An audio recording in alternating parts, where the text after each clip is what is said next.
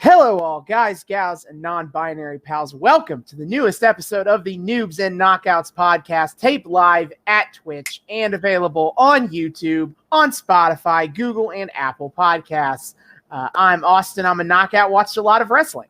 I'm David. I'm a noob. I haven't watched all that much wrestling, and Hulk Hogan is canon the bad guy confirmed. I don't fucking care what kayfabe is supposed to be. Yes, because we are back in 1987. I don't have any pop cultural references available, but it's 87. Yeah, I got nothing. But important pop culture of 1987. Yep. Let's see. What do we got? Moonstruck, The Rise of Dirty Dancing, House of Games, Madonna's Fatal Attraction. Well, there is certainly a fatal attraction going on between Hulk Hogan and Andre the Giant as they're pulled toward each other in a clash of the Titans.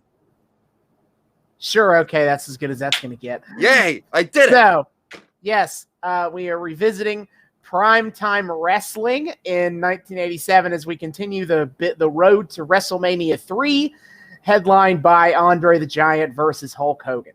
Last time we were here, tensions had gotten a little tense. I know, but no real betrayals yet, as Hulk Hogan had gotten a big old trophy for being WWF champion for 3 years, and then Andre the Giant got a smaller trophy for being undefeated for 15 years or whatever. Who cares? The important thing is, of course, Hulk Hogan here. Excuse you. While that did indeed provide tension, because of course the Hulkster just had to be an egomaniac about the whole thing, as you do, I think we're ignoring the true tension of that last episode between Gorilla Monsoon and Bobby the Brain Heenan. Truly, I have never seen a more dynamic clash of magnificent personalities as those two. That was the true compelling story right there, my friend. That's true. Bobby the Brain hit the phones to learn some info about WrestleMania III, and he determined that it's on March 29th, the thing that Gorilla already said. Bobby the Brain Heenan. His name is the Brain, but it doesn't specify how big it is. Hey, that's offensive, sir. That's offensive to weasels everywhere to suggest that Bobby Heenan doesn't have a big brain. Well, I don't know how to respond to that. Fuck the weasels. Fuck them all. That's my stance. I'm sticking with it. That's the title of this episode. Fuck the weasels. No, oh god. Well, if we're gonna say what a fucking liar, dude. What a fucking weaselly little liar, dude. Holy shit, dude. Can somebody tell Bobby Heenan that he's still lying to his audience? No. Oh. But yes, that is those, and some wrestling happened. We had fun with it last time, and more wrestling has happened since we've last watched. Today, what we're going to watch is the February 13th episode of 1987 episode of Primetime Wrestling, and some extra bits from the February 16th episode. The reason they are so close together is because they got preempted the week of February the 9th for the Westminster Dog Show. Oh, yeah, airing, so USA Network was like, get the fuck out. You can air on Friday. You can air on Friday. Bobby Heenan freaked out about the idea of being on a show that's on Friday the 13th. Gorilla was like, shut up. Damn, the WWF really has just gone to the dogs.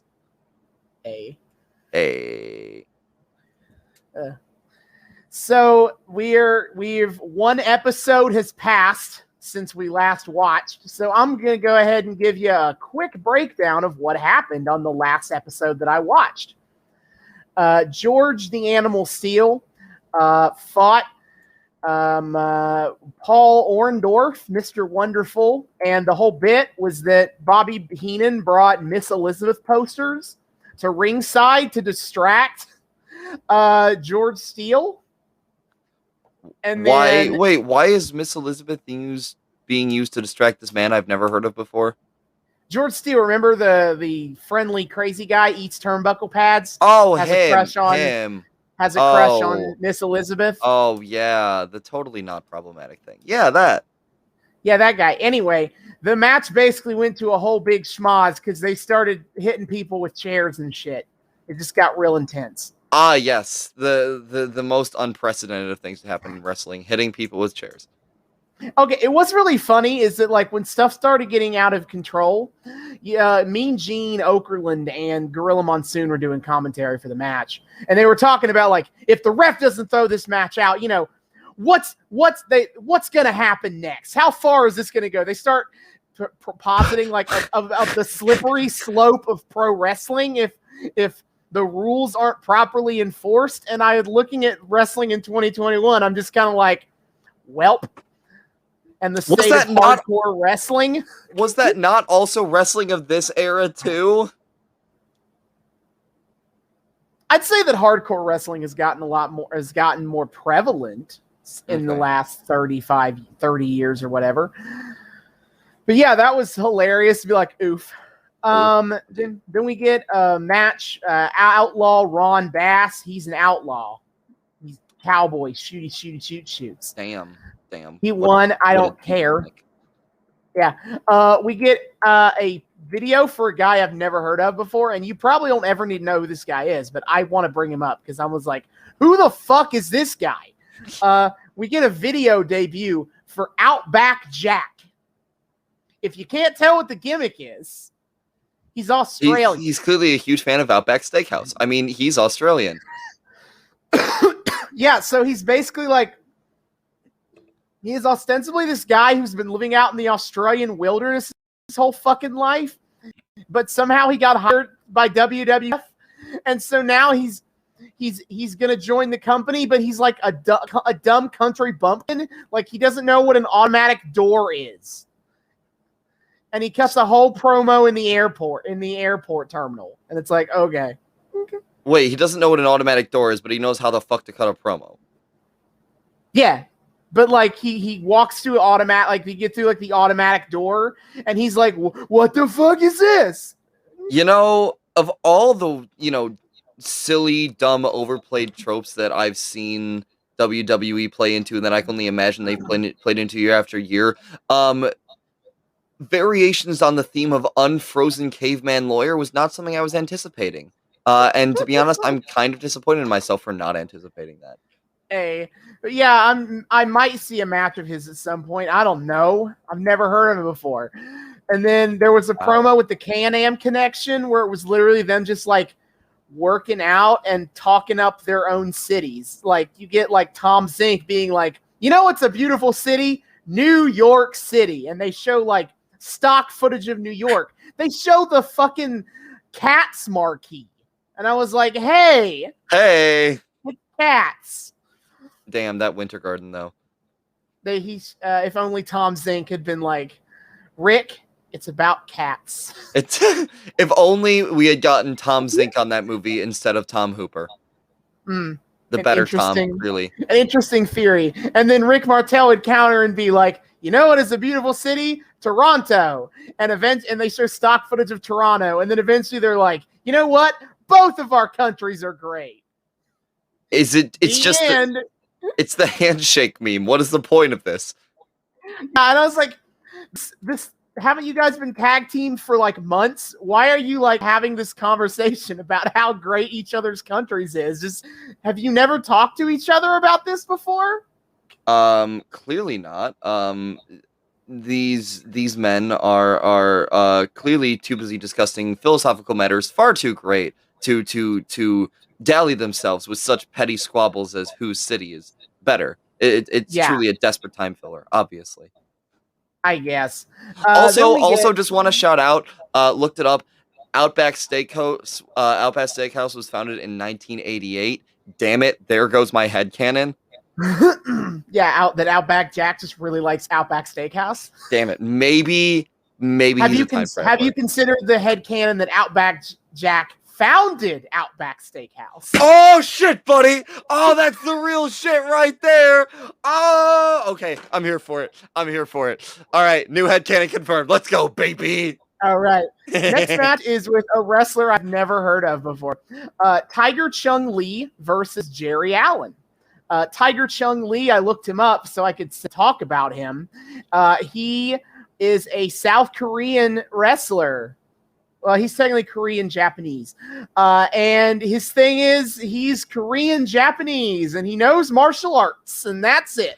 I know. I'll be honest, I'm considering it a win because I didn't see any noticeably offensive stereotypes. And wait, this what? Nah, he's just like a guy who's Korean. They don't really touch on it any other way. Plot twist. And this is the same company that's got like Mr. Fuji in it. So I'm like, oh, thank God. Okay, he's fine. Yes, I'm here for that. Also, isn't Chun-Li a Mortal Kombat character? Or no, Street Fighter. Chun-Li, yes. This Chun-Li. is Chung-Li. Tiger Chung-Li. Chung-Li. Pardon. Excuse me. Yes. Also, Jerry Allen, Tim Allen's far more mediocre younger brother, obviously. Sure, I'll buy that. Yep. Then we get Brad Renigans versus Frenchy Martin. Brad Renigans is like, he was legitimately a coach for the U.S. Olympics wrestling team, and now he's doing the pro wrestling graps, and that's his shtick. The best part was when Bobby Heenan suggested that the reason Brad Renigan quit the Olympic is that the reason that the Olympic team lost in I guess the 84 Olympics it would be, is because the entire wrestling team realized that Brad Renigan sucked as a coach and they couldn't beat the Russians. Wow. Okay. That's unnecessarily mean to your new employee. Yeah, and obviously Gorilla was like, would you knock it off? Exactly those words, too. Gorilla's snappiest comeback is just, will you knock it off? Yeah, and then Frenchy Martin is not a gay stereotype, as you might think from the name. He's actually just a dude who's French-Canadian. He's kind of ugly, actually. We've avoided 2 offensive stereotypes in one go. Ooh, baby, is this upside down world right now? Yeah, so Frenchy Martin is basically named so because he is French-Canadian, and he normally pals around with Dino Bravo, but he's a wrestler too, as most managers are, and he just had this match, and he's here to kind of make Brad Renigan look good. It's fine. It's 16 minutes. It's not the greatest thing ever. I don't really care. We get a 6-man tag match between a bunch of guys I don't really care about, to be honest. Let's see. Where is the important thing that I was going to get to? We'll get to it if we get to it. We get the Islanders, which are, I forget which Samoan wrestlers these are, but they're the Islanders, against Nikolai Volkov and the Iron Sheik. Their gimmicks are what you think they are based on their names. Nikolai Volkov is very Russian. He gets heel heat by forcing the crowd to listen to him sing the Soviet national anthem before every one of his matches. Wait, why is that heel heat? If somebody did that, they'd have my allegiance immediately. Oof. Let me add. Not even because I am an avowed filthy commie. Oh no. Just for the memes. If I heard someone get on mic and go, I'd be like bowing down, take all of my money immediately. Yeah. So they have a match. It's pretty quick, and the Volkov and the Sheik win. Okay, here's the actual important thing we should talk about. Okay. The Piper's Pit segment of the week. Oh, God damn it.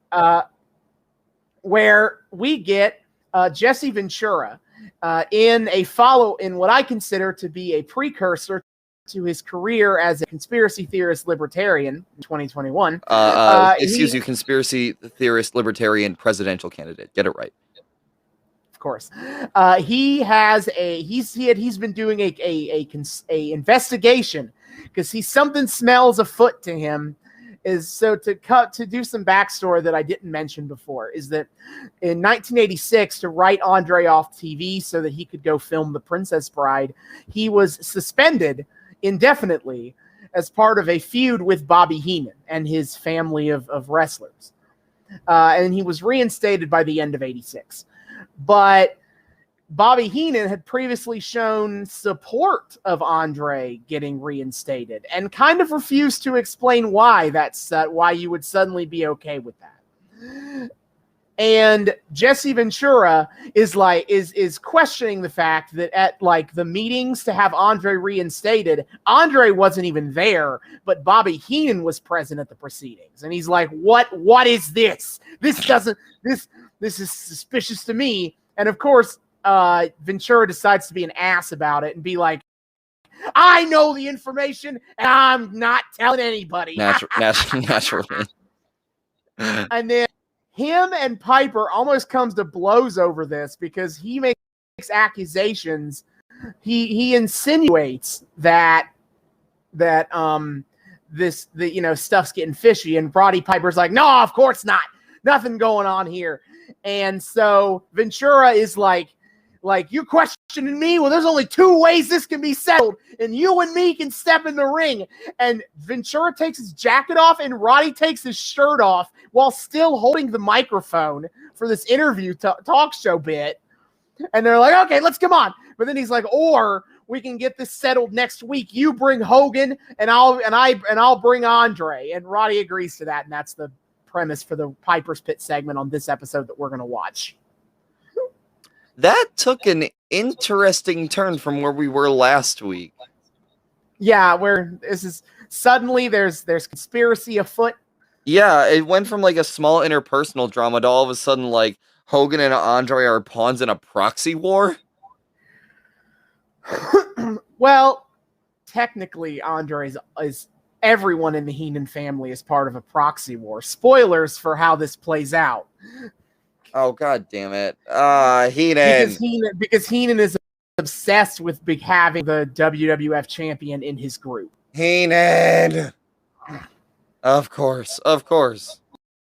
Yes, but so that's the thing of week here is that Hogan and Andre are going to meet again on the Piper's Pit. I'm sure it'll be great. Wait, hold up. Wait, does this mean that this and Andre's next belt pursuit are both in proxy for someone else effectively? Because his next belt pursuit is for fucking DiBiase? I guess you could argue that, yes. Andre! You poor man, please find people that respect you more than this. You don't need to fight for other people. Fight for yourself, my man. Oh, no.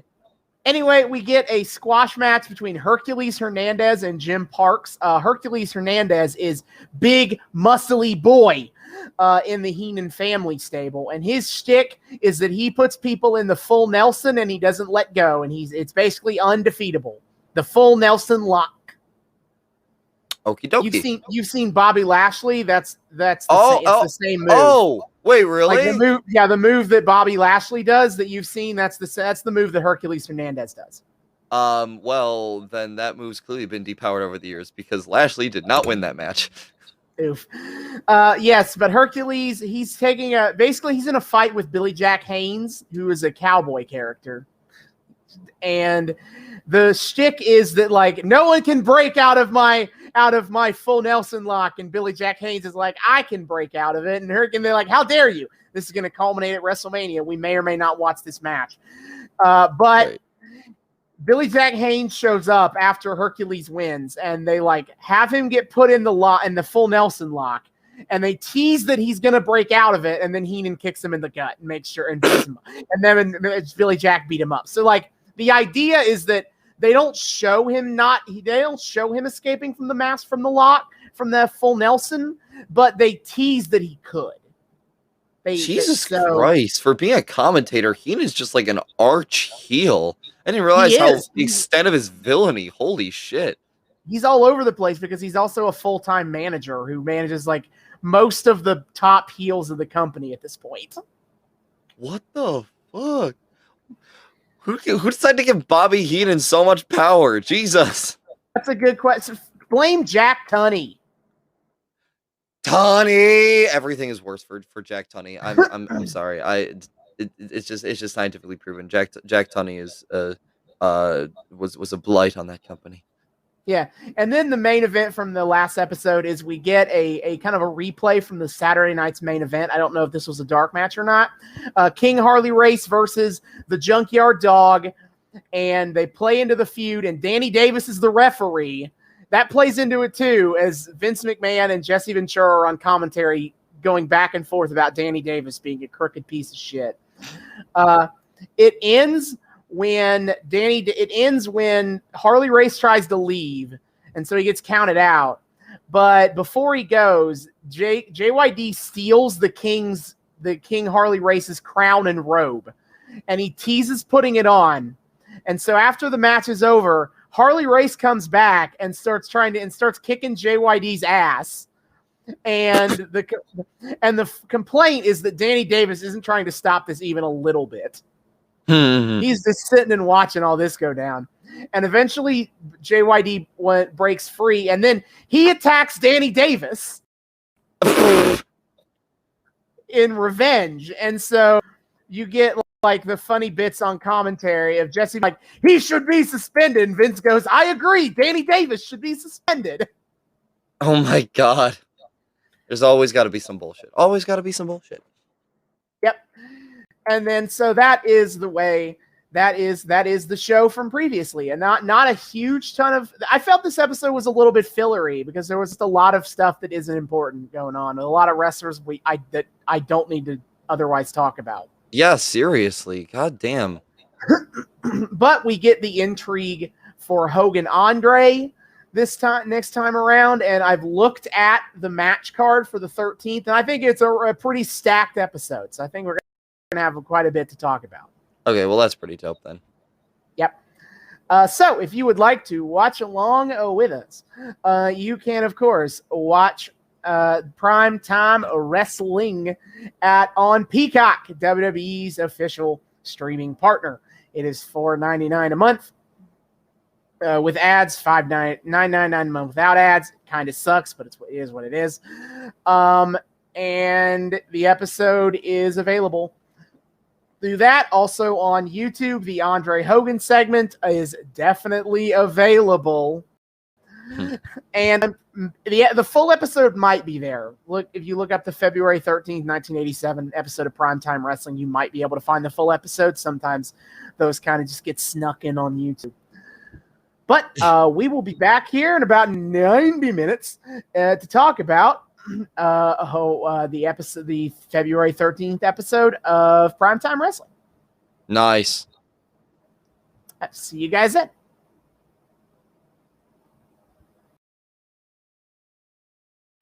And we are back. We have just finished the February 13th, 1987 episode of Primetime Wrestling and a little bit of stuff from the February 16th episode just to keep wrapping up some story beats.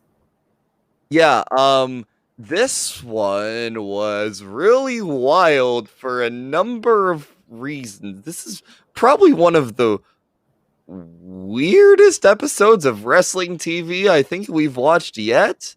My soul still hasn't recovered from Lanny Poffo versus Red Demon. Yeah, we'll get to that, but that's one of the highlights. There are kind of two main themes I've noticed to this week's set of episodes, and that would be heels getting a lot of legitimacy and pure, unadulterated, weird chaos. Yeah, so much shit was going down all week, going down the whole episode. I mean, the big thing, obviously, is continuation of Andre Hogan. That's why we're here. And I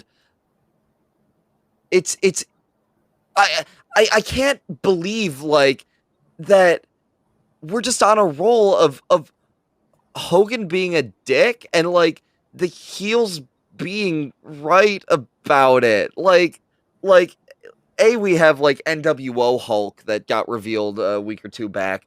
And on top of that, we fucking have we fucking have this where Bobby Heenan, god damn it, is right.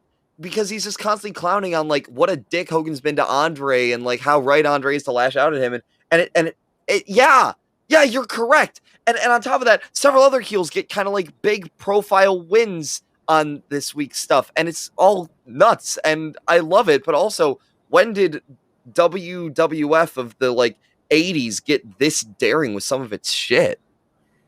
Yeah, it is. It is a little weird. I'm used to the good guys pretty much always winning, and the bad guys are just the schmucks that get beaten up. Yeah, But what the hell did these shades of gray get injected, Austin? I don't even know if it's shades of gray, but all the bad guys just picking up the dubs. Well, but like, and that's kind of shades of gray. And on top of that, okay, how intentional is it that Heenan's right here? Because I can't wrap my head around this. Because there is no way in hell that Heenan is meant to be right, but he is so clearly right. He's not supposed to be right. How? But any like nuanced or adult, or I would consider like adult reading of Hulk, anyone who's reading this character who isn't a literal child would see how much of a dick Hulk Hogan is. And by virtue, that means Bobby's right. That was it seen like that at the time? Like, was the audience reacting to this in a way that kayfabe didn't mean them to? No, that doesn't happen at all. Because people loved Hulk Hogan, so they took his side. They did that with Hogan Savage too. Like, we talk about how obvious it is that Hogan was attracted to Elizabeth, and he was, but at the time everyone was on Hogan's side because they liked Hogan, so they agreed with him. And that's been more of a retroactive understanding of looking at it away from outside of the gay Hogan filter and being like, oh, so Savage did have a point. Same thing. An understanding that Hogan was completely in the wrong this entire time is only retroactively when we're able to put some sort of objectivity to it. Because everyone at the time was absolutely just on the Go Hogan train. Okay, it's so wild to me because I'm just thinking about this, and like we get Hogan being a selfish prick in the last one, egomaniac trying to steal Andre's spotlight, and the thing is, in this episode we get kind of a two-parter of Hogan coming to grips with his friend betraying him, because we're on the Piper's Pit, and Hogan comes out and, he's doing his Hogan-y thing. And then Andre comes out with Heenan. And Heenan all of a sudden becomes like a major power player in this. And I was remarking it like, Jesus Christ, Heenan's like a supervillain with all this shit he's got going on. He is with the amount of guys that he has under his employ. He is kind of like this like ego. He's kind of like the power behind the power, so to speak. Like he's like the real villain of it all because he's got his just army of big evil dudes. Yeah, again, Andre fighting another proxy war at someone else's behest. But regardless, we get Hogan like seeing Andre out here with Heenan, and he just has a fucking meltdown over it. He's like, Andre, you can't do this to me, man. There's no way you're with him. Tell me. And he's just going on. He's like, you're the reason I got into this. You're the reason. You're everything I've looked up to. You're my friend. How can you do this to me? And like, we're watching him have a breakdown in real time, and it feels so sincere, and it feels like the desperate cries of a man who doesn't understand the implications of his own fucking shitty behavior. And God, if the WWF had the balls to do anything other than just, good guy is good and bad guy is bad, this would be the most fucking compelling storytelling thing Hulk Hogan's ever did, including the NWO. It's incredible character work for a theme that's not meant to exist here. And it's so wild to me because there's so much sincerity here. Unlike last time where Hogan comes out and it's clearly like this ego trip, he's kind of running back through all the same talking points he was doing last time. But he's just so desperate to like understand what the hell's going on. And it reads like the ravings of an egomaniac who doesn't know what the hell an egomaniac is. And it's fascinating for me to watch because it feels like it's so telling not only of like Hogan as a character, but of like the whole MO of the WWF at the time. And it sucks because in some way I can't take it past analyzing that because there's nothing else intended to be there. Like what I'm already analyzing is intended to be there. What is going on? Like, Hogan continues to show acting range that he never showed in any of his goddamn movies. His acting is so good, but it's not meant to be that good. It's good without it be like what it's supposed to be. It's not supposed to be good, but it is good, and it feels like a complete accident. What? It is. It is fantastic. He's like he plays it so hurt that as if he can't understand how this could have happened, man. And like, yeah, I agree that if you were to lean into it, this could have been one of like Hogan's greatest arcs. Yeah. To be technically, it still kind of is, but for completely not reason. Right, but not for the reason we're talking about. Hogan having any sort of introspection could have been amazing. I would have nut so hard if we got Hulk Hogan actually like examining himself, or at least like you could even play it as like he's too fucking like dense to examine himself, but we all know what's going on. Mm-hmm. But we don't. But no, it's not framed. It's not framed that way because Gorilla Monsoon is to be considered the like neutral voice of like. It is through him that you understand what the narrative is supposed to be, because he is the neutral / face commentator here. Yeah. And the narrative is that Bobby Heenan got in Andre's ear and made him turn against his longtime friend, loyal friend. What? How? The seeds of this were already planted. They are. I imagine it wouldn't have taken much convincing. That's the thing, is that, yeah, Heenan definitely did get in Andre's ear, but he isn't telling him anything that isn't inaccurate. Yeah, that's the thing. Fucking Gorilla Monsoon asks if Andre like had a lobotomy or something, and I'm just standing here like. Here's the wild thing, Austin, is I didn't think to take that claim seriously until you reminded me just now that like Gorilla Monsoon is supposed to be assumed correct about everything in his commentary. Mm-hmm. That's the most delirious shit I've ever heard. What?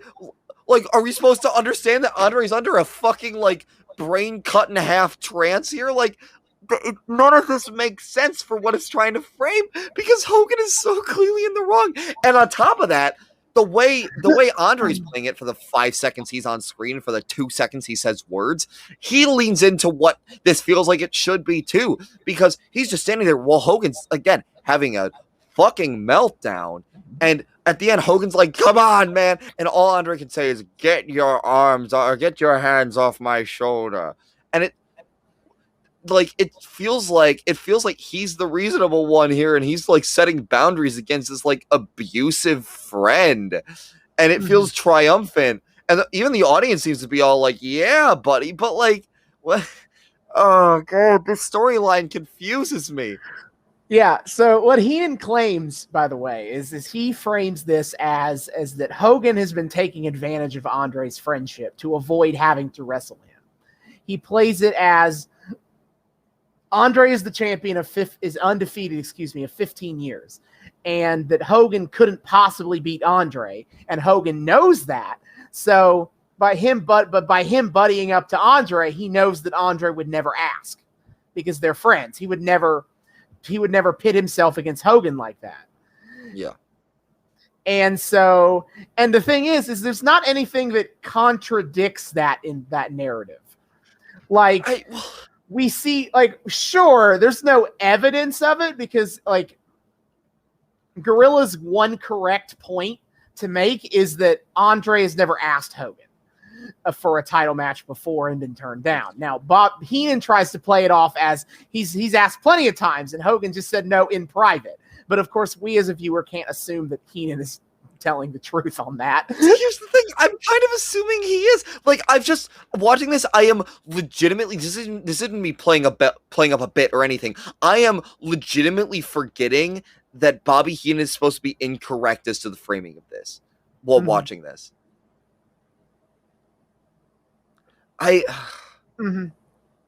So I have to ask.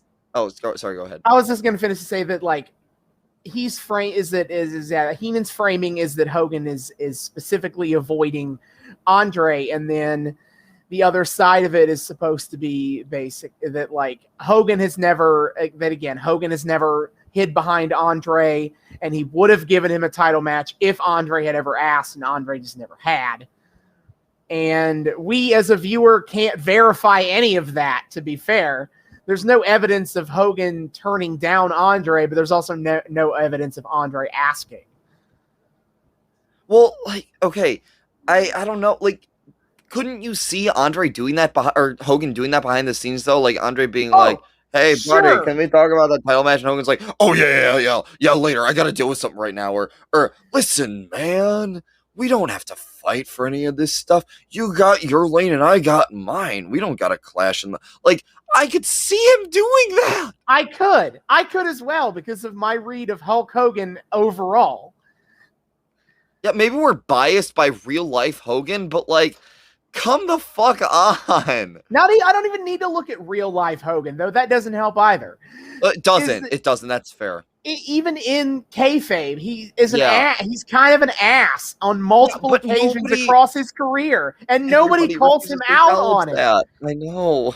Because he is the good guy and thus is not to be questioned by other good guys. The only people who call him out on it are Bobby Heenan or Jesse Ventura, who are both portrayed as being in the wrong for doing so.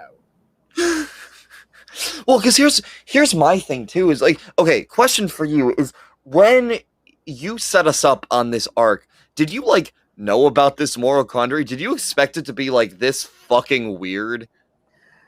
I mean, I know the general beats of this story, and so I'm not surprised that we went this direction because I've already had the opinion that Hogan was in the wrong here.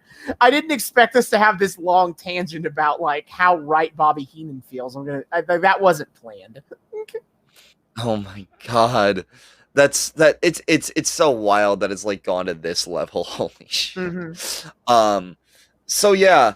And then later on we get a part 2 where he's back in the Piper's Pit, and Roddy Piper gives this promo to him of like, or he gives this promo of like talking about like the state that Hogan's in. He's inconsolable. He can't believe his friends turn on him. And then Hogan comes in, and they have a little powwow that ends in like Piper screaming like, "Will you do it?" And Hogan's like, I don't know, man. Will you do it? Yes! And the audience loses fucking shit. Yeah. Also, Hogan accidentally coming off like a dick again, where he comes through the doorway of the Piper's Pit while Piper is still ranting on and hasn't properly introduced him into the scene yet. He just shows up looking all dejected and sad, which, okay, let's talk about what he was looking like here, because of like outside of the promo stuff, which also has Andre in the first part, Andre going, "I'm out here for one reason only, to challenge you for the world title at the WrestleMania." And he rips Hogan's shirt off, clean off, and he rips Hogan's crucifix off. And we get a really cool accidental visual of when he ripped the crucifix off, it scratched Hogan across the chest. And so Hogan ends this first half of this segment here like bleeding. Was that intentional, by the way? That had to have been unintentional. Yeah, the bleeding was completely unintentional. He didn't mean it. It made for a hell of a cool visual, though. It did. It made for a hell of a visual. Why are all of the best parts of this arc fucking accidental?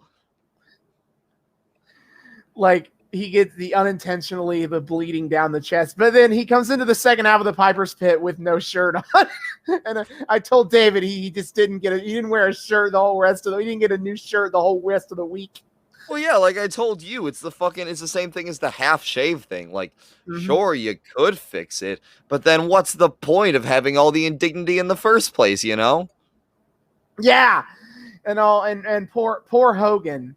It's like, you ripped my heart out. You didn't just rip my shirt off, man. You ripped my heart out. You should have just taken a stake and put it right through my heart, man. I mean, he was about a step away from doing that with the cross. So, kudos to Hogan for foretelling that. Yeah, but for real, Hogan's acting in this was so good. It really was. This promo felt incredible. Like both halves of the promo really did. And even in the first one, again, it's all fucking unintentional for what we're enjoying about it. But like his acting was really good. And like the first part of the promo felt like this genuine like psychological deconstructing of everything Hogan's built himself up to be, just all coming crumbling down because his like punching bag idol buddy is all of a sudden like growing a spine against him and like gaining the power of independent thought or some shit. And in the back half, like just him with Piper, like it's not as like strong character wise, but damn, is it a great moment. Like it's one of those ones. It's orchestrated so well, and like the redeeming yourself against a friend's betrayal thing, I imagine like back then wasn't as tropified as it is now, and this had to have been a pretty unique way to like approach a gigantic main event for the company. Oh, absolutely. This was very much like a very shocking moment of like, oh shit, it's Hogan and Andre, former friends. Because you look at the main events of the first two WrestleManias by comparison, it was Hogan and Mr. T versus Roddy Piper and Paul Orndorff in a very much just like bad guy versus good guy situation. Yeah, and also look, we have Mr. T here. True.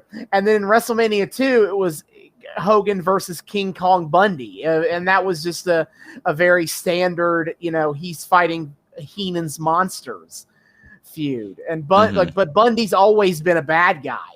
Yeah, the same way Piper had to that point always been a bad guy. By this point, he's a babyface, as you could probably tell. So like him having to fight his best friend of years was absolutely like a big shocking revelation. Like that's the main event storyline. Because Hogan had never had to deal with that before. He'd never had to fight a friend. Yeah. So it feels like the way they present it feels like they understood what a novelty this was and what an incredible novelty it was at that. And they did play it up exceedingly well. Like I laughed kind of at just like how like Jack Wild some of the fans were going, but I imagine like after all this build up, and it wasn't even that much build up, but all this like, well executed build up that did feel like there was character tension, even if it's for reasons that we aren't here to appreciate. The release of finally getting the "Will you do it?" Yes, it was a legitimately like shakingly cool moment. Hogan, if nothing else, his bread and butter lies so well in having these fucking gigantic, earth-shattering moments. When he's used correctly, for climactic events, like, dear Lord, does he carry that sense of grandeur with him just on his pure charisma alone. As much as I rag on Hogan, I can't deny him that. Like, he does have a charisma to him, and it comes out so well. And he's so good at playing these gigantic again, it's the same thing as like all the way back when we were talking about like Miss Elizabeth pulling him out for what would be the formation of the superpowers. Like, that same sense of grandeur is accompanied here, and it's this titanic man agreeing to do something that the audience is just going to like absolutely fucking die for. Of course it's going to be huge. Of course it's going to feel triumphant as hell, and of course it's going to feel like insanely earth-shattering. It was a great moment. Yeah, definitely. Before we just go beat by beat with the other matches, I would like to touch on the other thing that we like watch part of the February 16th episode for. Danny Davis saga. The Danny Davis thing kind of rolls into both of the motifs I was kind of looking at for this specific episode, because like it's like the rise of the heels first of all, and it's the fucking wildfire spread of just sheer chaos. So, like, the first match that we get on this episode is the Hart Foundation against Davey Boy Smith and Billy Jack Haynes. I don't really have anything to say about it because it's very similar to the match from last time with the Hart Foundation versus Davey Boy Smith and Junkyard Dog. It has a very similar formula because it fulfills the same narrative idea of continuing this Hart Foundation versus British Bulldogs feud, but Dynamite Kid isn't available, and Danny Davis is a cheating bastard. Yep. And I feel like Billy Jack Haynes is not nearly as engaging a character as the Junkyard Dog to make up for the fact that he is the odd man out of this entire story. Yeah, the whole Dynamite Kid being gone thing feels like it's putting a slight damper on this storyline. It is, because it's very awkward, and we'll get to the tag team match in a sec. I guess in a second, unless you have anything else to say about the first Hart Foundation tag match. But not particularly. It was more just like it was funny to me that Davis fucked up yet another potential dub for them.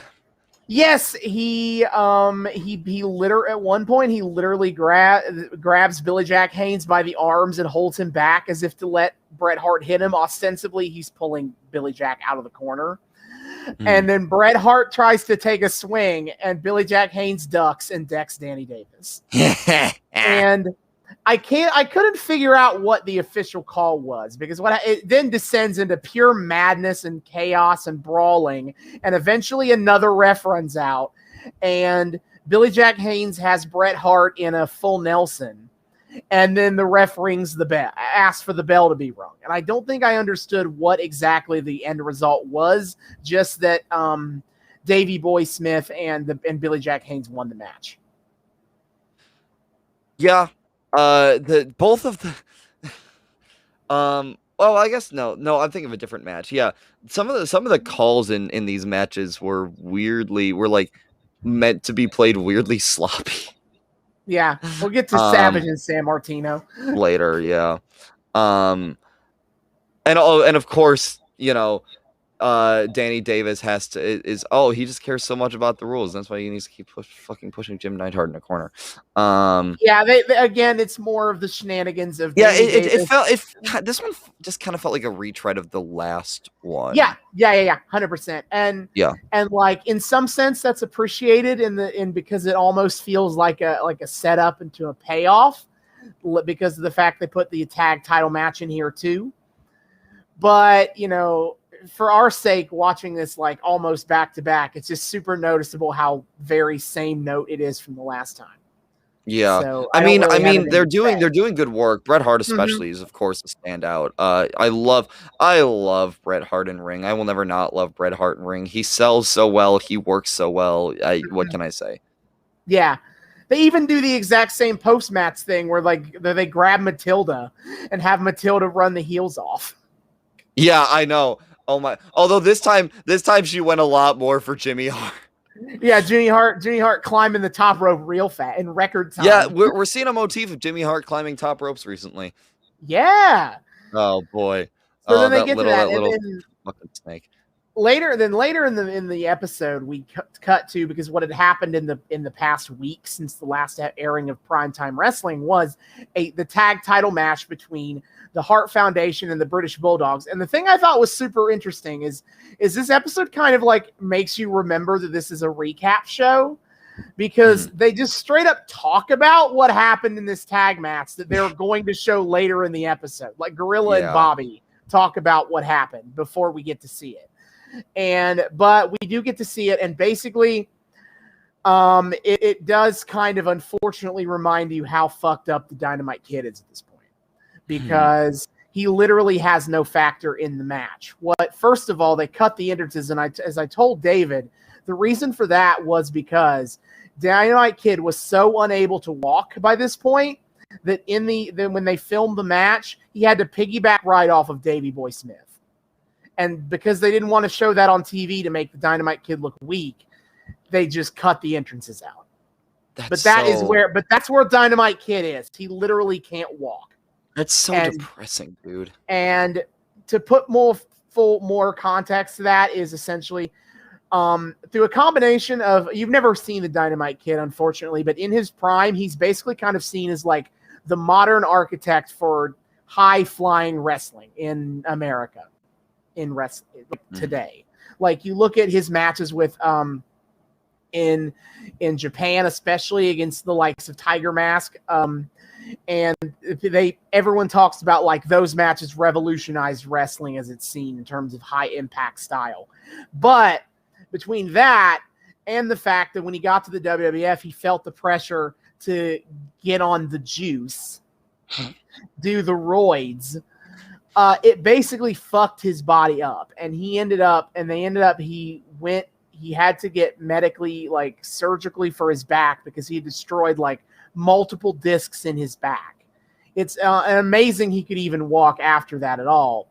But what happened was, not only that, is that he's confined to a wheelchair at this point, but he was because he follows that classic wrestling trope of like, you have to get back in the ring as soon as possible, especially as a tag team champion. He forced himself back into the ring, in a sense, to do this tag title match just to get the belts off of them.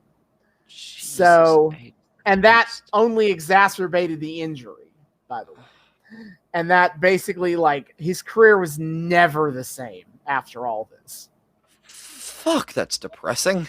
It is. And as much as the Dynamite Kid is kind of a piece of shit in a way that I'm not going to bother to go into right now, that aspect of it is absolutely terrible, and it sucks really badly. So the match itself, what they do is they have Dynamite Kid hanging out on the apron, like on the outside of the ring, and they have Jimmy Hart run over and clock him in the back with the megaphone. And he literally just lays face down the entire rest of the match. He never gets back up at all.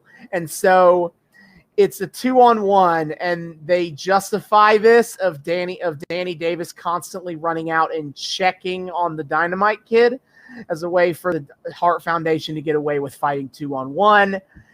Davey Boy Smith tries his best, but eventually the Hart Foundation does get the win, and they win the tag belts. And they have to play it off as like this great injustice that Danny Davis screwed the British Bulldogs out of the tag titles by refusing to even try to referee the match. Yeah. Like, he puts zero effort to enforce any rules. He literally just Hey, he's making sure Neidhart's in the corner, okay? Oh, sure. And so we get to that, and there's nothing else to say because the match barely happens, and it's just kind of depressing. So the next episode, the February the 16th episode of Primetime Wrestling, we start with an interview with Jack Tunney, and he's about to say something, and Danny Davis just runs past him because he's got to go referee a match, and Jack Tunney's like, hey, get back here. He doesn't have to go referee a match because I'm pretty sure the match he was going to referee already had a ref or two in that ring. Oh, that's true. But so Danny Davis tries to run back to go referee this match, and it kind of breaks down immediately so quickly because, like, he kicks at Jack Tunney, who's the president of the company, by the way. Yeah, I know. And he's trying to get started, and Jack Tunney eventually gets on the microphone and is like, Danny Davis has been suspended for life. For life. Not fired. He's not fired, but he is suspended for life, which doesn't make a lot of sense. I just kind of read it as like the same thing as firing, basically. I don't know. Mm-hmm. But like, why keep him on and pay him to do nothing? But anyway, Danny Davis is mad. He literally tries to fight Tito Santana, who was one of the wrestlers in the match. Like, they look like they're about to come throw punches at each other. But eventually they get Danny Davis to leave. Jimmy Hart grabs him and takes him away. And then we get a promo later with Jimmy Hart that, you've suspended Danny Davis, but now he's signed as a wrestler with me. Yeah, how the fuck does that happen? Is Hart just allowed to sign people without Tunney's go-ahead?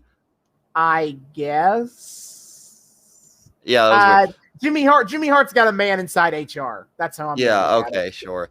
And it was funny too, and I said this to you when we were watching, but like, in the earlier match, just the way that like Davis just kept going off the fucking deep end of not even like pretending to not play favorites and just he's so partial. He's such a fucking like clown about everything. There was a part of me that was like, I wonder if this guy like, turns wrestler just so he can like get all of his evil bullshit out. But then I didn't end up saying it out loud because I'm like, nah, that's stupid. Like it'd be dope, but they wouldn't let a ref like get in the ring like that, and especially not in this era. Like what? Well. Yeah, and then it turns out, holy shit, David's really got to stop questioning his premonitions. Especially because I've of course been sitting on the knowledge of this is how this goes. God damn it! Always. I already knew he becomes a wrestler. Well, I spared you one thing. You had to poker face with me because I didn't bother to ask. You're fucking welcome. Nice. But yeah. So he's now a wrestler with the Heart Foundation, and I'm really interested to see where the hell this goes, because I don't like. I have to wonder the backstage of this. Like, was this always meant to be Danny Davis's character arc? Was he like an indie wrestler that got picked up and they're like, we're gonna do a long con with you, buddy? Or was it just like their storyline got out of hand and they turned to this ref? They're like, dude, we have no logical endpoint for this other than getting you in the ring. So shape the fuck up. I have no idea about his backstory and how or why they decided to run this angle, to be honest. But it's been a fun angle, at least to me, getting this, at least the tail end of this, because we've missed a lot, because we obviously came in right at where they're like, you know what, this is going too far. Just get the fuck out. No more refereeing for you. But I've had fun with obviously blatant cheater Danny Davis as a referee. Yeah. It's pretty great, and it is going to be really fun to see him get in the ring and try to fucking hold his own. Yeah, we're definitely watching his WrestleMania III match. He's in WrestleMania. He does to have a tag match with Mania, yeah. and we're definitely watching that match because we've seen this story play out. I'm very excited for it. Oh my god, so that's incredible. We have done that, and now I think we can go ahead and just go beat by beat of what's left. And what a great thing to start on after that, the Honky Tonk Man. Honestly, this wasn't like the worst of the Honky Tonk Man. I didn't hate it. I'm very surprised. Because you have been very steadfast in your dislike of the Honky Tonk Man. Because A, he's fucking obnoxious, and B, they just couldn't help but make him a fucking sexual harasser just constantly. Here, he's obnoxious, sure, but we get a lot less of him. I found his obnoxiousness actually kind of funny this time. And B, I actually was appreciating some of his in-ring work. So fucking sue me. Yeah. So the first thing we get is him in the Sam Phillips recording studio in Memphis, the same studio that Elvis Presley recorded out of. And he is ostensibly recording music. They conveniently start the promo after his song's over. Yeah. And Jimmy I really wanted to hear him sing a song. I'm very sad. Do we never hear him perform, ever? No, we do. We do. It's not great, but we do get some songs from him. But right now, but then Jimmy Hart's running in being like, that was amazing, baby. You sounded great. And then Honky Tonk Man runs down Elvis and tries to portray Elvis as complete shit. Yeah, that's what I found funny is that instead of doing it where he's flat, I'm an Elvis impersonator, or flat, who the fuck is Elvis Presley? This was, Elvis is real and he fucking sucks. Yeah. Which I found actually kind total of trash. I actually think that's a pretty funny and novel way of doing your blatant ripoff of a real person shtick. It is. It's it makes no fucking sense that he is an Elvis impersonator blatantly, but he also thinks Elvis is sucks, which means he's just so delusional that he came to this, that he thinks that he came to this persona completely on his own, and that Elvis conveniently just also exists and sucks. Yeah, that's I know. Kind of amazing. So, okay, my question is, and God, I'm so focused on not in-ring work this week, but there's just so much going on around it. I can't help it. There's a lot of story stuff on this episode. Yeah, and I'm kind of here for it. Is Honky Tonk's music also meant to be just him doing Elvis covers? Is that what we are to assume he's doing? Yes. I mean, when he does real music, he doesn't do Elvis covers, because then that gets into the realm of we'd have to get permission to parody Elvis music. But when he's in this phase of he ostensibly sings songs and writes music, yes, I think that we can assume that they're Elvis covers. Oh my God, that's even fucking better then. That's so funny. A cover artist. He's who come up thinks with the original is shit and refuses to acknowledge that he's covering original songs. Hey, he's come up with this very original song idea. It's called Heartbreak Hotel. Oh shit. Oh shit, man. That's so good. If only he's got this new hit song, Can't Help Falling in Love. Hey, I want to circle back to the Heartbreak Hotel. I think that's such a good idea that someone else should co-opt that as a talk show title. Oh, that's a good idea. Ooh, yeah, I just have this feeling that it would work, right? I think it would be super over. And I think if I had to think of who should do it, like, it should be somebody. It should be somebody. It should be a stripper, a male stripper. That's true. Yes, that's the perfect person. He somebody who's got a real cool nickname, like a Heartbreak Kid or something like that. Anyway, cheekiness aside, yes, Honky Tonk is also rocking this great look where he's got like purple pants and fucking like suspenders over it. Before we get to that, though, I want to point out one of my favorite Bobby Heenan Gorilla Monsoon bits of the episode, where after they do the recording studio promo, Gorilla is like, obviously like, what is this crap? Like, and Heenan tries to defend Honky Tonk Man and takes his side of it. And also shitting on Elvis.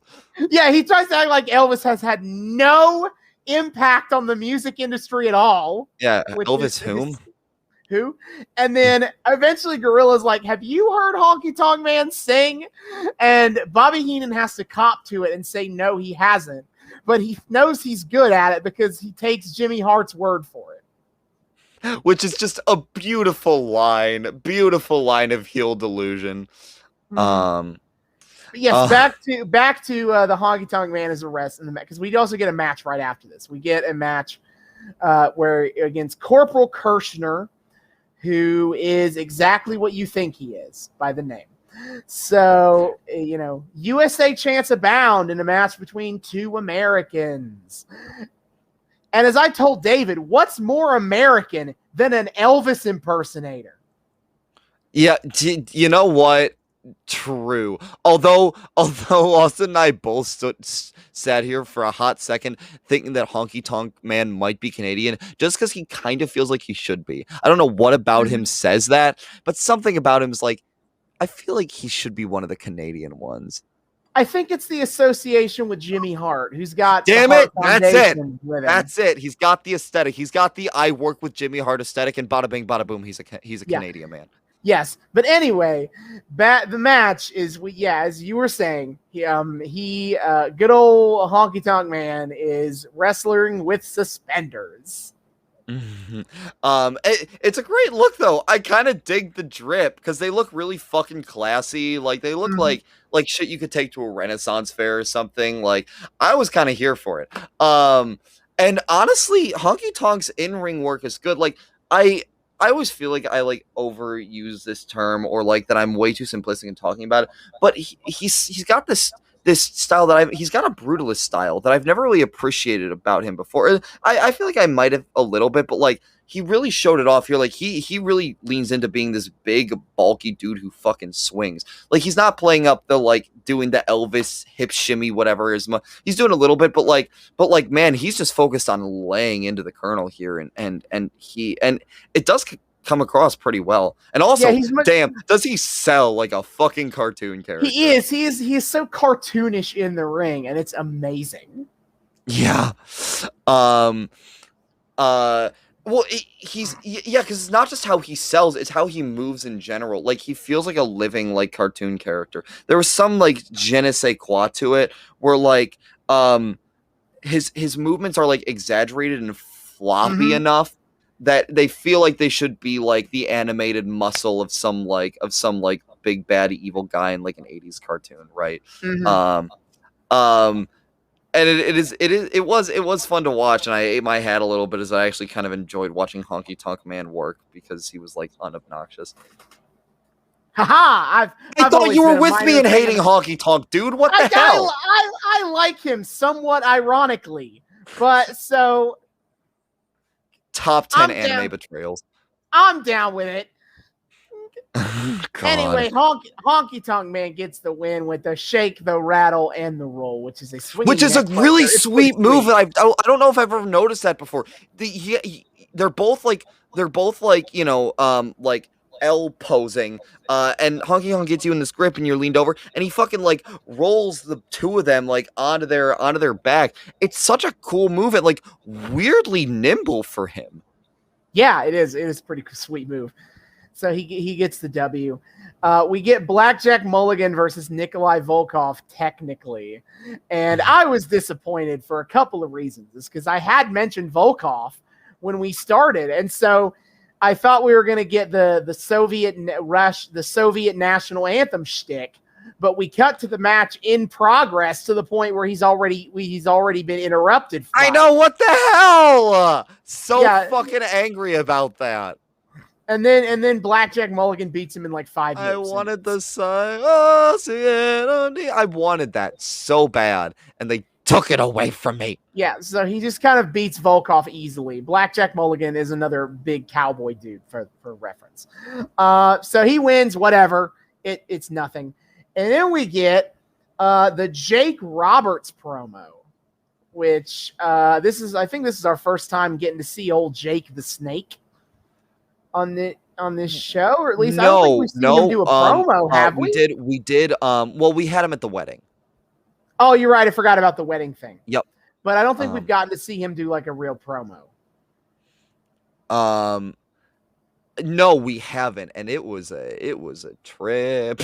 Mm-hmm. Jake just has that cadence to him.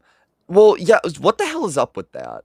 Like, okay, what the hell was up with him, like, delivering this, like, doom and gloom message in the first place? Like, why? And also, what the fuck is that cadence?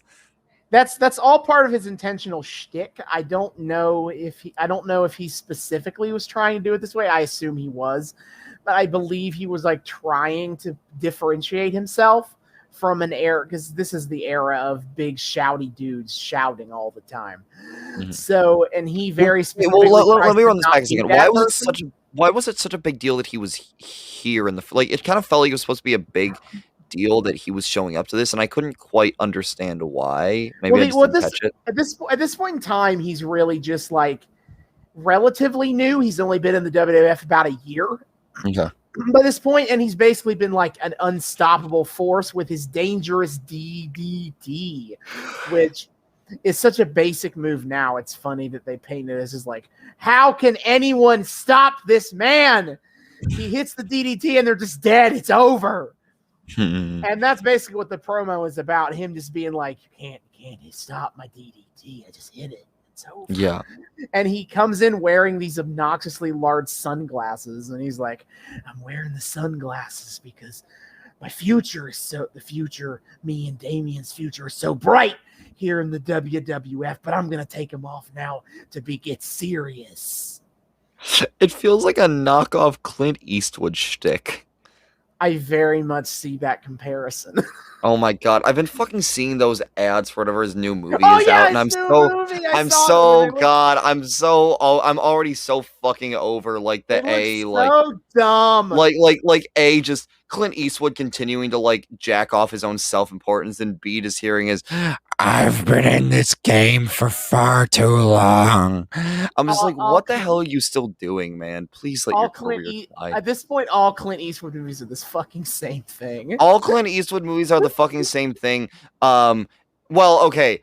They're not all like the exact same thing, but they're all like generally masturbating about how important Clint Eastwood is. And also like when it's not that, it's like just weird like right-wing like ideology pieces, like the one about the dude who got canceled that he directed a few years back, and then he directed Jersey Boys. God, his career is weird. Anyway, I saw Jersey Boys in theaters, and I own the DVD of it. Nice. Anyway, so yeah, back to this. Jake Roberts, Clint Eastwood at home. Clint Eastwood, but good. There we go. Sure.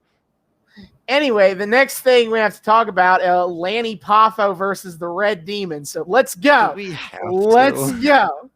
What the fuck? We was sat through this that. We match? sat through 15 minutes of it. We might. Why as well was it talk so about long?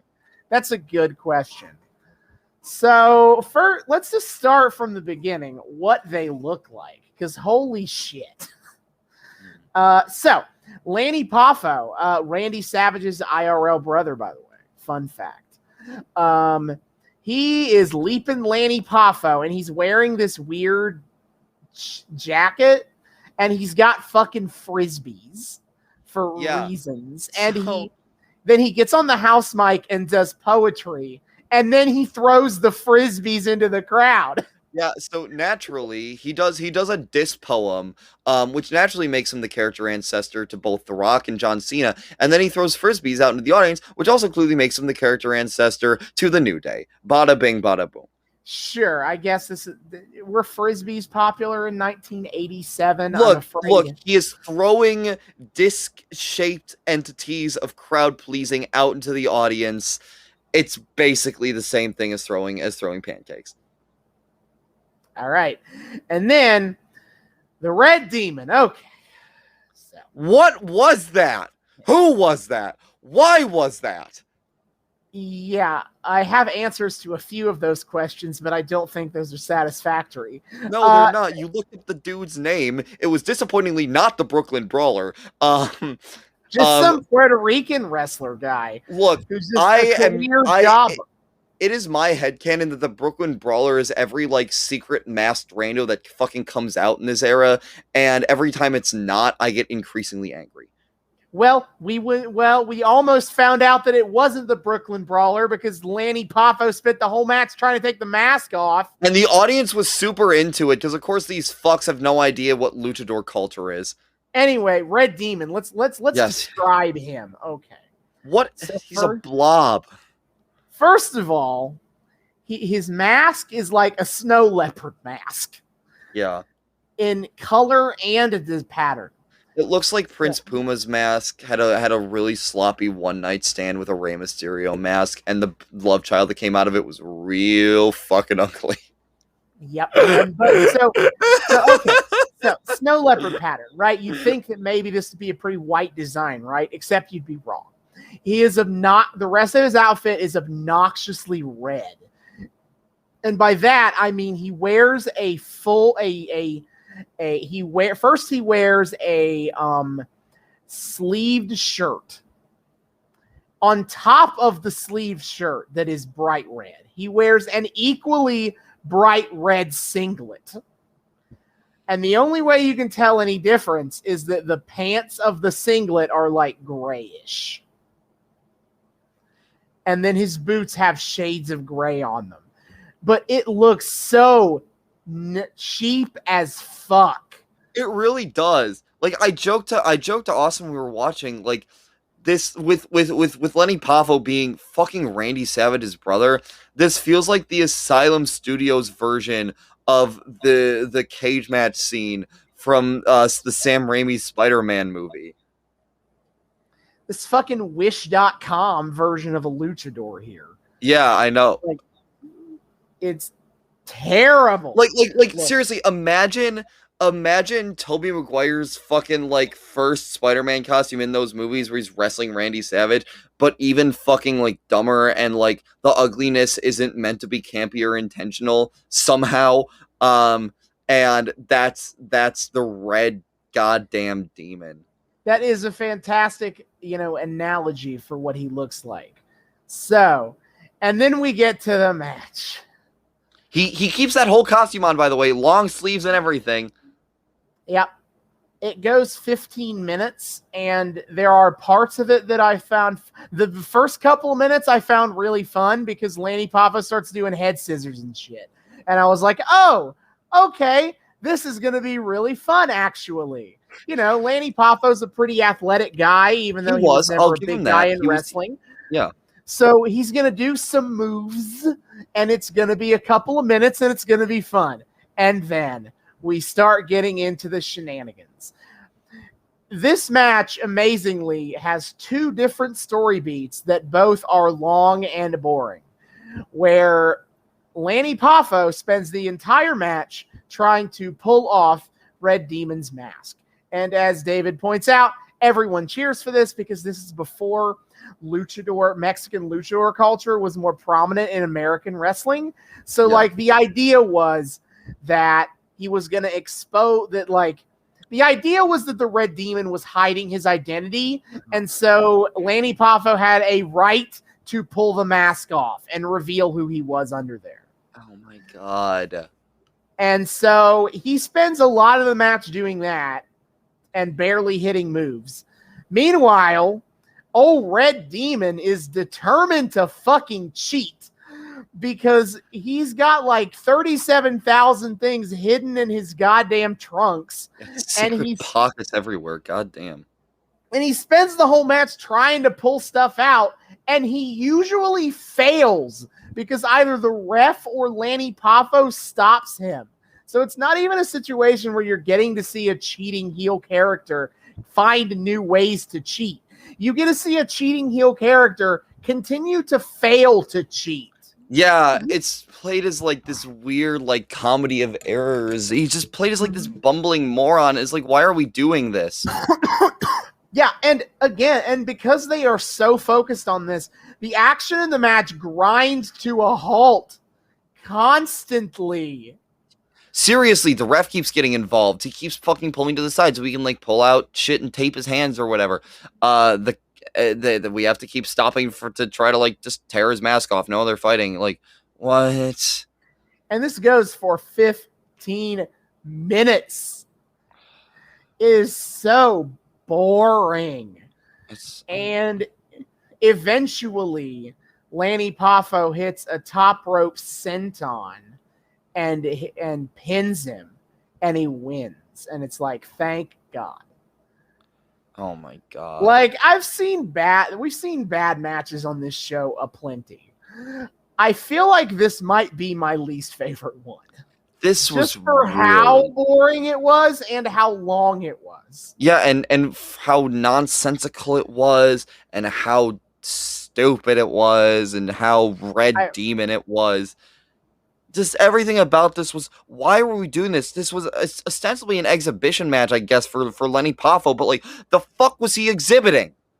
Yeah, this match was because Red Demon is a jobber. Like, this match theoretically is there to make Lanny Poffo look exciting and interesting as a wrestler, and it definitely didn't do that. Oh my God. Like, I'll put it like this. I would really, I would very much like that Bobby Heenan lobotomy that he got Andre the Giant so that I could forget I ever saw this match.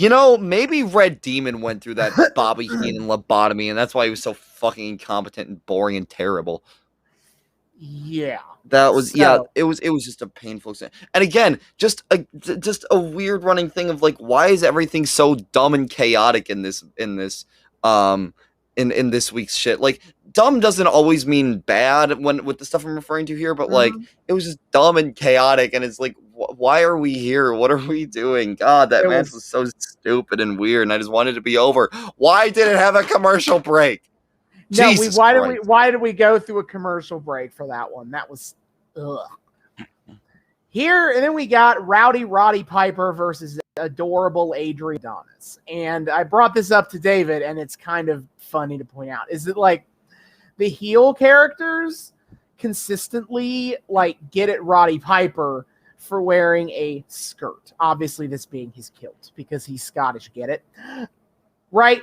But adorable Adrian Adonis is a heel character that he gets heel heat by wearing makeup and dresses and being effeminate. And so that's its own problem. Yeah. But also, from a heel logic perspective, what are the mental gymnastics required to be like, Adrian Adonis is great, but Roddy Piper is a skirt wearing freak?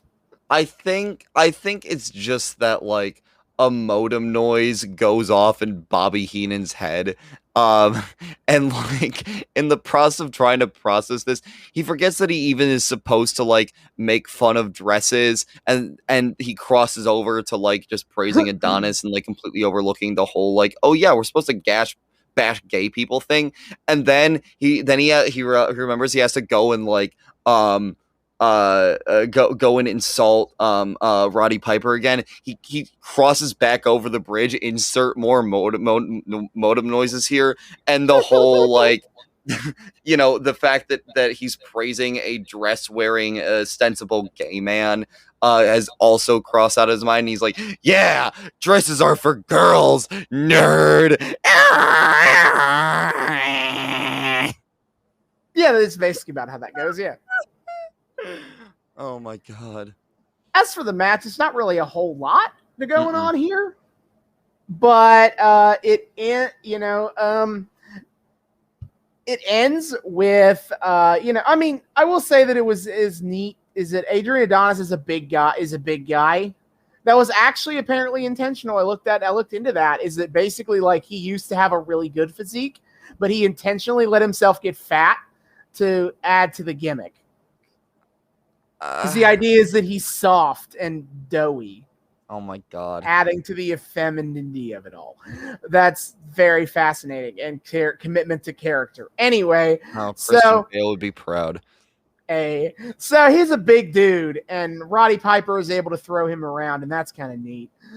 The match ends where Piper is thrown to the outside, and Jimmy Hart shows up because Jimmy Hart is Adrian Adonis's manager, and he shows up to be annoying. And eventually Adonis like grabs it's like a perfume sprayer. It's not a perfume, that's a bad word. It's kind of like those things that you would use to like spray plants, like a fumigator of sort. He grabbed those things, yeah. Yeah, he grabs one of those, and we don't know what he put in it, but he sprays Piper in the eyes with it, and then Piper spends the rest of the match blinded, and and Adrian Adonis wins by countout because Piper can't find his way back to the ring. Yeah. Walk. Yeah, we have multiple countout wins in this episode too, which is also weird. This one surprisingly was one of the tamer matches of the episode. Like it was just kind of normal. It wasn't like excruciatingly boring and long, nor was it like exceptionally chaotic. It just kind of happened. Okay. Yeah, cool. it's for a match that's supposed to kind of be like one of the more like few rivalry driven matches on this, because Adonis and Piper are kind of rivals at this point. It did feel just kind of there, and I was kind of surprised. I was pretty surprised by that. Pleasantly surprised, honestly. It was nice to have a little break from the insanity. Yes, and then our main event, we get an Intercontinental title match between Macho Man Randy Savage and Bruno Sammartino. We've talked about him a few times on this podcast. Then I've never seen a Bruno Sammartino match before because all of his stuff is way older than the stuff I've ever watched. So that's neat. I'd heard the name, and I wasn't sure if we'd ever like encounter him, but I knew he was a legend. Mm-hmm. And so this very much felt like you got to see a lot of the greatest hits of Bruno. Mm-hmm. Like this felt very emblematic of anything I've ever seen of his style. Like what I know of him. Basically, the match is there. It's admittedly a bit of a fan servicey match because they're in the Boston Gardens. That was one of Bruno's like biggest fan favorite strongholds when he was the champion. And so the crowd there is just really excited to see Bruno again. And so he spends most of the match kicking Randy Savage's ass. Yeah. Like they eschew the traditional concept of like heel beats up the good guy to get heat to build to a babyface comeback. No, none of that shit. Sammartino just kicks Savage's ass all the way around the ring. Yeah, that was a weird. I mean, like Savage does get an upper hand at one point, and we'll get to more of that. But dear Lord, the match just starts off with poor Savage getting knocked around like a bitch, just not showing up at all. And I was kind of concerned, like, the fuck is going on here? This is unusual. Yeah, we start with the very traditional heel Savage spot of hiding behind using Elizabeth as a shield. He does it twice in the match. And both times, eventually, basically, Sammartino is able to like flank Savage and get on behind him, and then just kick his ass. But yeah, then he beats up Savage a lot. You get to see, admittedly, Sammartino has a very basic moveset because that's what wrestling was like in the 70s. Like, he wrestles like a guy who wrestled in the 70s. Oh my god. Yeah, he's a big old hairy boy, definitely Prince, definitely pre Vince's I just want fitness model.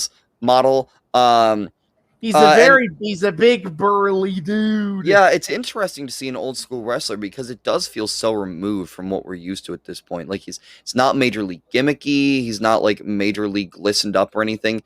He's just a beefy dude who's good at fake fighting, and that's about it. It's kind of interesting to feels like a reversion to the old world. Yeah, and I think I don't know if I could ever sit through like a regular 70s show because of that kind of thing. But Yeah, in the context of like being a throwback and being such an interesting contrast to Randy Savage, who is all the glitz and gimmicky, I think it works and it's fun. Yeah, it was cute. But then Savage starts to get the upper hand. He takes him outside the ring, and holy shit, he gets mad and he starts going to town. And Sammartino kind of falls for it. Yeah, he's able to throw Sammartino into the ring post, and from there, Savage makes his triumphant comeback. And he's getting down on him, and eventually we get to the finish of this match, which is very confusing to me. So they're brawling outside, and they're near where the announcers' tables are, because like to continue to kind of portray this idea of wrestling being like super realistic, they have the announcers' tables right up to the edge of the ring. Like, not even like, in modern wrestling, even if they have announcers at ringside, there's some distance. They're pushed back. Now, feels safer. Yeah, in this era of time, the announcers are right fucking there, just on one side of the ring. And so they end up brawling into the announce table area, and Savage at one point just grabs a fucking chair and swings at Bruno and hits him in full view of the referee. After kind of like crashing into one of the announcers, if I remember correctly. Like, Jesus, those guys were kind of in danger of getting hurt if things went wrong.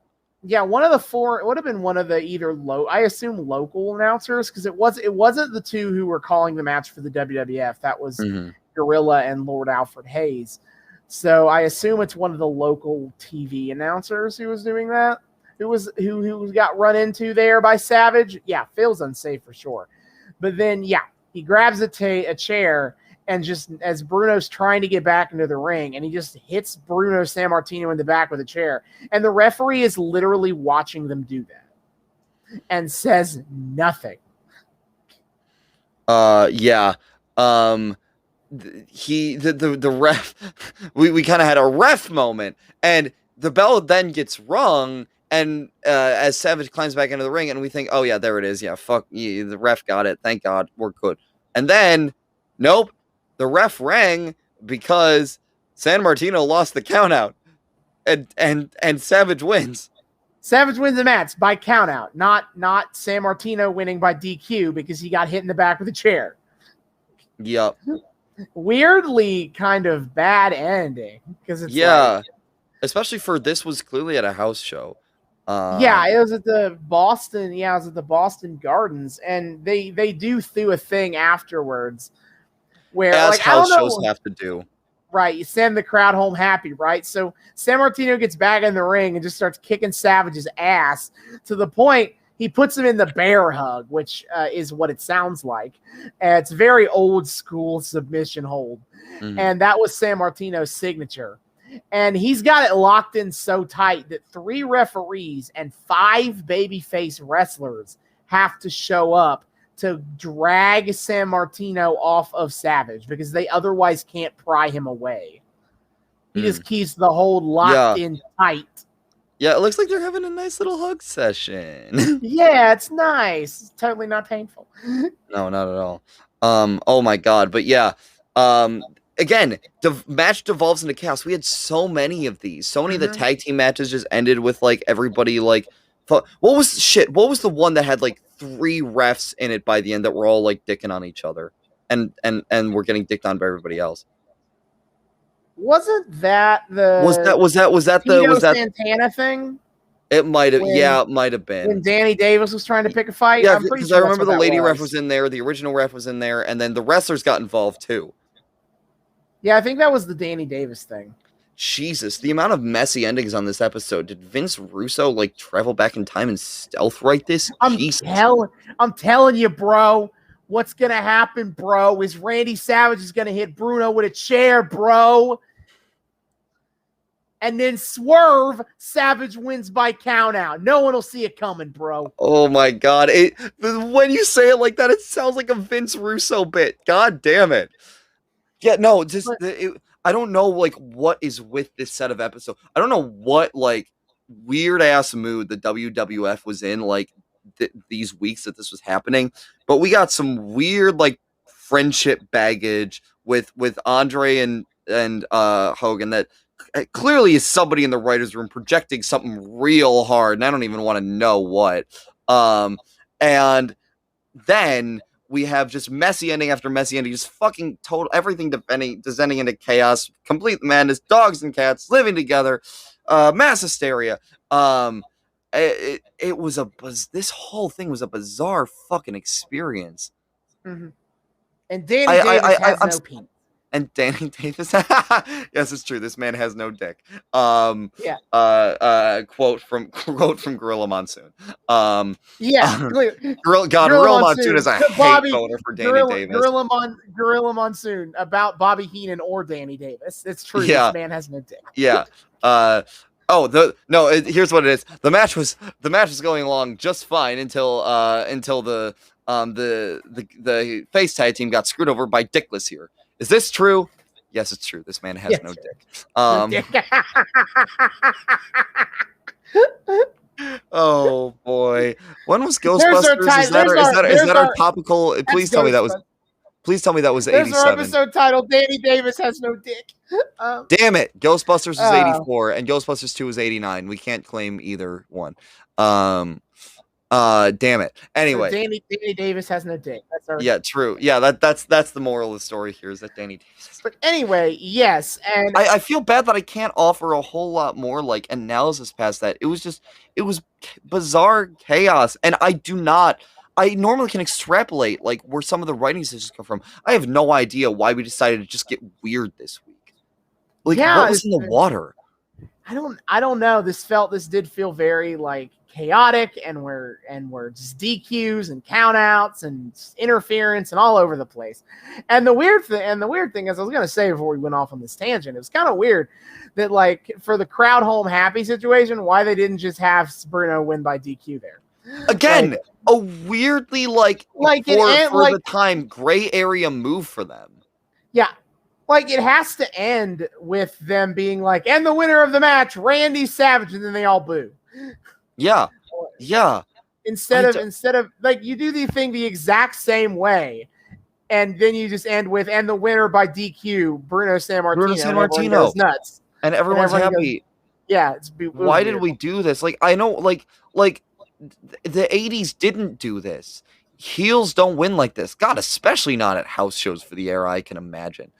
So, like, God, what could have been going on with Savage at the time that we wanted to do shit like this? Like, were we trying to build him up? Were we trying to like rehabilitate his reputation? Like, is that a reason he sent Elizabeth away from ringside? Like, what's going on?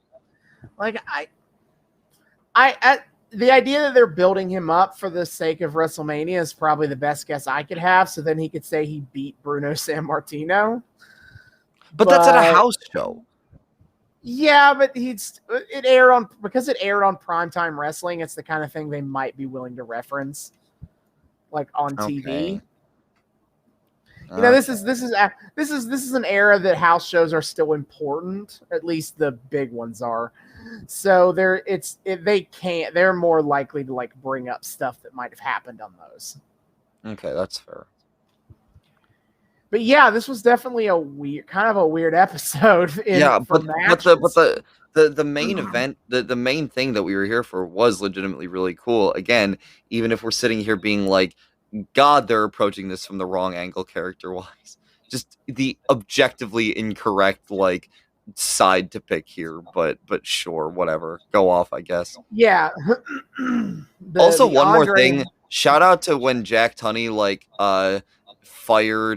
suspended indefinitely Danny Davis, and sounded a lot like Vince yelling for somebody's like firing. I don't know how intentional that was, but he always sounds like that, so I don't think it was intentional. That's just what so we Jack just Tunney happen to have sounds like a fake commissioner and a real commissioner who just sound exactly the same when they get pissed off. Yeah. There's Convenient. there's a comment about narcissism to be made here, I think. Anyway. God, maybe that's it. Maybe the whole like a Hogan thing is just Vince like struggling with his own narcissism and just like failing to properly contend with it, and this is the best we could get. There's a thought.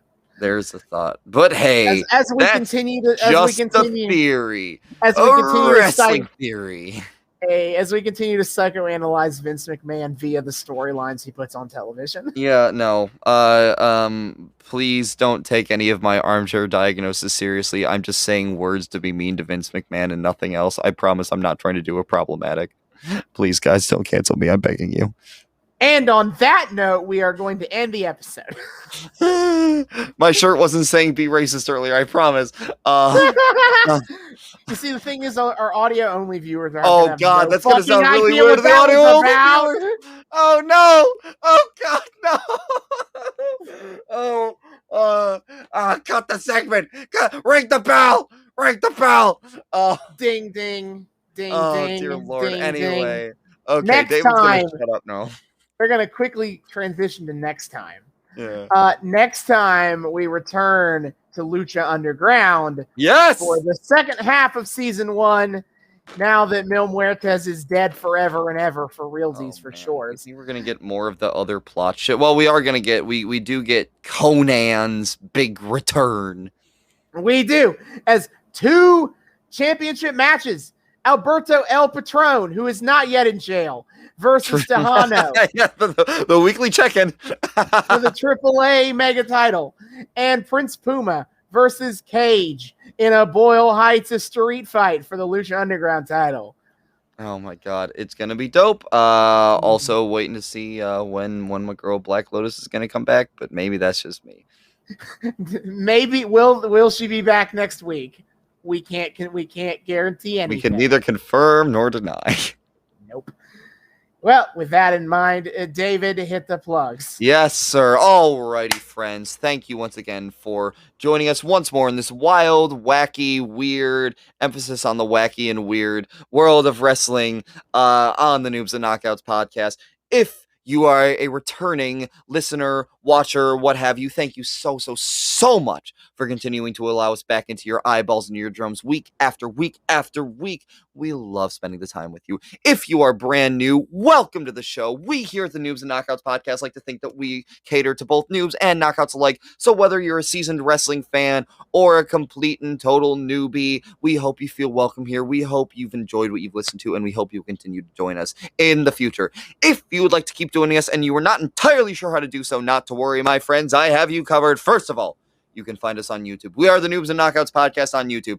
Hit subscribe. Ring that bell. Make sure the bell turns a nice little solid color so you get notified every single time we drop new episodes.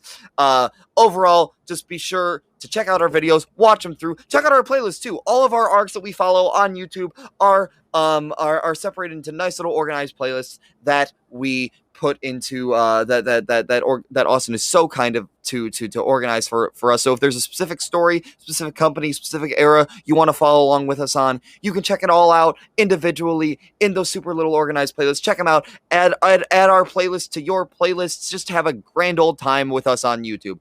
We can also be found on 3 of the best places to find your podcast, and that would be Spotify, Apple, and Google. Check all of that shit out. Listen to it all the way through. Give us those downloads, ratings, reviews, whatever the hell it is that gives us those sweet engagement numbers, and tell the algorithm, hey, these guys are pretty cool. Maybe more people should be listening to them. I'm just saying, it's awesome. Check us out on YouTube, on Spotify, on Apple, and on Google, whatever the hell suits your fancy. We also have social media. Check us out on Twitter. We are at Noobs and Knockouts Podcast on Twitter. we like to post all about wrestling on Twitter. We like to join in with discussions with the fandom. We like to post some dank memes. We post every single time we drop new episodes, letting you guys know that it's out, that it's ready for your consumption. And of course, the big highlight of our Twitter engagement is, of course, Austin live tweeting his weekly wrestling watching. My friend, what is on the docket coming up? All right, as usual, every Wednesday night, except for nights like tonight, to date this recording, when I'm doing this with David, I am watching AEW Dynamite live on TNT at 8 p.m. Eastern, live because it is the one wrestling show I consistently watch live every week. So why not make some content out of it? In addition, all WWE Impact and AEW pay-per-views are tweeted out about and upcoming on September 26th, 2021 is WWE's next show, Extreme Rules. Excellent. My voice is back, so I can do that now. Then on October 23rd, Impact Wrestling's next pay-per-view is Bound for Glory, one of their biggest shows of the year, if not their biggest show, depending on who you talk to. And then AEW's next pay-per-view, November 13th, Full Gear. I will have more to say about those shows as we get closer to, but that is where we are at going forward.